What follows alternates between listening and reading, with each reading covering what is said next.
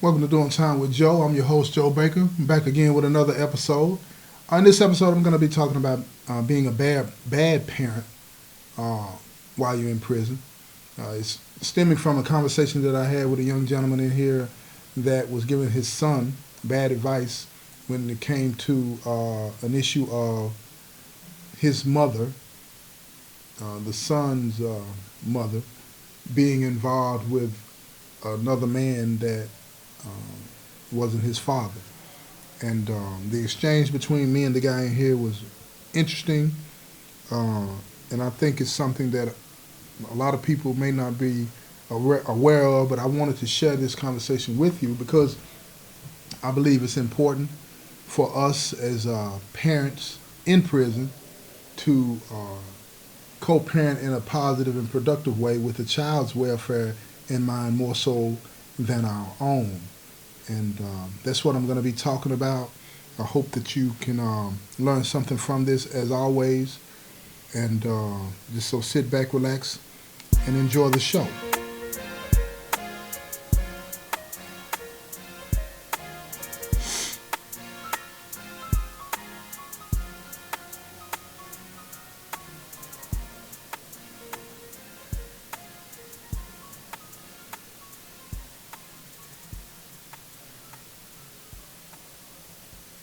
Yeah, like I said in the intro, right? I want to talk about being a bad parent um, while you're in prison. I was talking to this young man the other day, and I don't know why he thought I was with what he was talking about, but the way he was talking to me, he was assuming that I was in agreement with him about using his son to manipulate the situation at home with the mother. Basically, he was telling his son to be disrespectful to his mother if he saw her with another man. Make it difficult for her, and so that she wouldn't mess with anybody else. So that when he got out, which is going to be years from now, and I wouldn't care if it was 1 year from now, but he wanted the situation to be one where he could get out of prison and walk right back into her life, whether that's what she wanted or not, because they have a son. And I just totally disagree with that. And some of the things that he was asking his son to do, in my opinion, was setting bad precedent for how his son would be able to uh, deal with women in the future. He's telling his son to be disrespectful to his mother. If a son is going to be disrespectful to his mother, then guess what? He's going to grow up, and I think his son was 7 or 8 years old. His son is going to grow up being disrespectful to women. He's listening to his father. Now, let me make sure you understand. He's not telling his son to be disrespectful.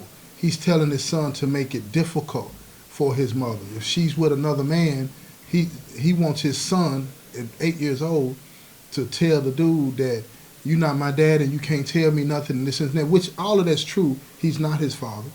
And as far as disciplining and all of those things that come with being in a relationship when it comes to somebody that's not the biological father of the child, there has to be some kind of parameters established between the adults in the relationship with the consideration of the child before any of that is allowed to take place under any circumstances. But as the biological father, to tell the son to make it as difficult as you can for his mother, and whenever she got involved in a relationship, that's bad advice. You don't tell a son, you don't tell a child to implement themselves in a relationship that their mother is trying to have in a way that would cause grief for the mother. That teaches the child to be disrespectful. That's what I mean. That teaches the child to be disrespectful of his mother. It also, on a bigger stage, teaches the child to be disrespectful of adults. Of adults. Particularly women, but of adults. Here you are, a grown man in prison. And I told him this. You are a grown man in prison. And you are conspiring with a child to manipulate the household that you abandoned when you had a chance to be a part of that child's life and that woman's life. You abandoned them because you wanted to run the streets. And now that she has decided that this is not what she wants, you feel you have the right to infringe on her life in a negative way. And he was like, Joe T, you don't even understand, man, because your kids grown at this. I said, well, before they got grown, they were kids. Before they got grown, they were kids. And I always told my sons, do not be disrespectful of your mother. I said that. I know one time I was talking to my son, my oldest son, on one occasion, and he was upset that he had overheard his mother in the back room having sex with her boyfriend. And he was out there on the couch, and he heard this, right? And it pissed him off. And he was talking to me, and I said, son, I get it. I get it. I wouldn't want to hear that either. You know what I'm saying? But you need to say something to your mom, because my son was at this time was like 12 or 13. I said, say something to her, but don't you be disrespectful. Or you could have got up and left the house.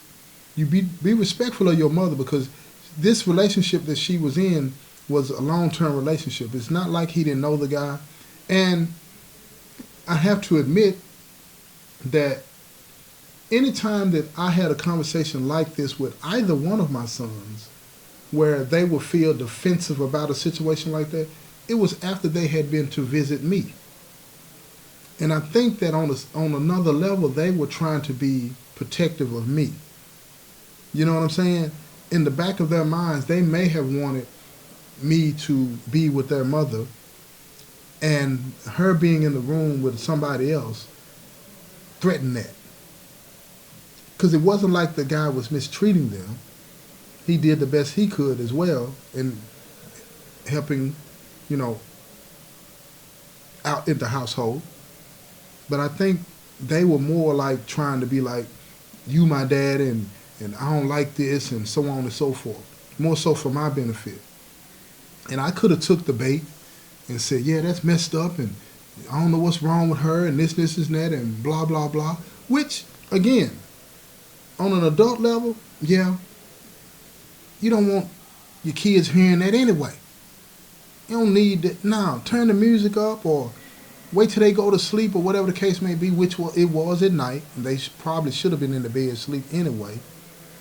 But I do understand what my son is saying, but at the same time, I'm not going to open up the door to him being disrespectful to his mother, because I understand at this time, you know what I'm saying, that would lead to him being disrespectful of women, and we ain't going to do that. We're just not going to do that. Period. And that's what I was trying to explain to this young brother. You know what I'm saying? Why are you trying to manipulate your way back into her life? You need to be aware of how this is going to affect your son. And most people in prison, when it comes to parenting, they don't have the right advice to give either, because the structures that they have experience with, the family structures that they have experience with, was all over the place too. And this behavior that he thought was right is probably something that he had learned himself growing up. And I talked to him about that, and he was adamant with, saying that, he was right, and that ain't no man gonna let some other man come into his house and raise his child. And I said, look, man, I understand exactly what you're saying when it comes to that, but you are the one that left. And she has a right to continue her life. If she chose to be with you and wait for you, cool. But if she chooses to go on with her life, you have to respect that. And most definitely, you don't use your own son to manipulate and make the household disruptive for her, so that you can make sure that when you get out, that no man is in the picture. It's just not fair to her or the child. But that's what a lot of people in here do. They use money, because a lot of guys in here, they get involved in whatever they got to get involved in to send money home. I respect it. You know what I'm saying? But at the same time, if you're doing it in an illegal fashion, you're setting a bad example for your child. And I can speak to that, because I set a bad example for both of my kids, and both of my kids ended up in prison with me. Now, what do you think about that? I'm speaking from experience. I'm not just throwing stuff out there. I didn't read this out of no book. What I'm telling you is what I lived. I set a bad example for my kids, whether they saw me selling drugs or not. I talked the talk, I walked the walk, and they picked up on it. They heard the rumors, they heard about their daddy, this, and that. The daddy got plugs, they asked about plugs, I would set them up with these plugs. I made all the wrong decisions that ultimately led to my sons being in prison with me and at different times becoming my cellmates. Now, how is that being a good father? I was being a terrible father. Terrible. Terrible. So I'm giving you advice based on my experience. And it is not something that I say easily because I know that look, both of my sons listened to the nonsense that I said and did. Both of my sons ended up in prison. But let's look at that on a larger scale and how that really affected their life. Let's break it down. My oldest son, dynamic on the basketball court, had a chance to go to college. But because of some of the nonsense that I said, he went the other way. So guess what happened? He didn't get to go to college. Some people say that's not your fault. That's not my fault. But what I say is I have to be partly to blame for that. I have to be. If I don't influence my son if I'm not that voice that said, look, don't do that, then my son is going to get involved in these things. When I say, okay, you're going to do this, let me show you the right way to do it. Stupidest things I could have said. There's no right way to do wrong. So as a result, my son don't end up in college. Yeah, that's my fault. Yeah, that's my fault. Now, when you come to my youngest son, he was dynamic on the basketball court as well, but both of them are smart as I'll get out and could have done anything. But my son became a father when he was very young. Very young. And I love my grandbaby, without question. Love my grandbaby.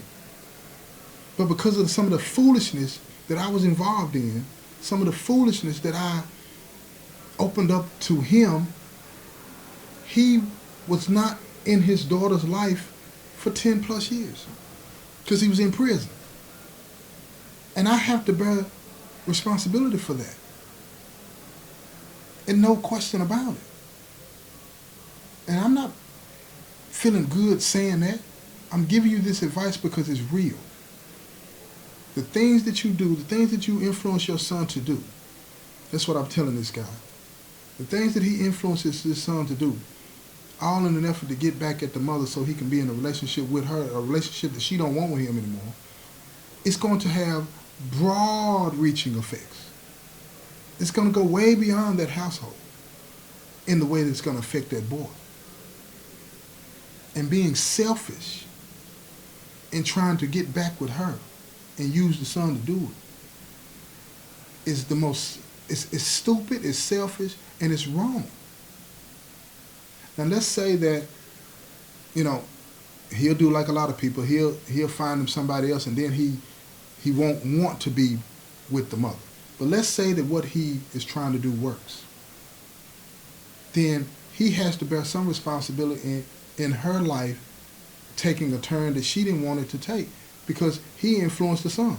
If he was a man about it, he would just talk to her about it himself. But he can't do that because he has no ground to stand on. Why? Because he abandoned that household.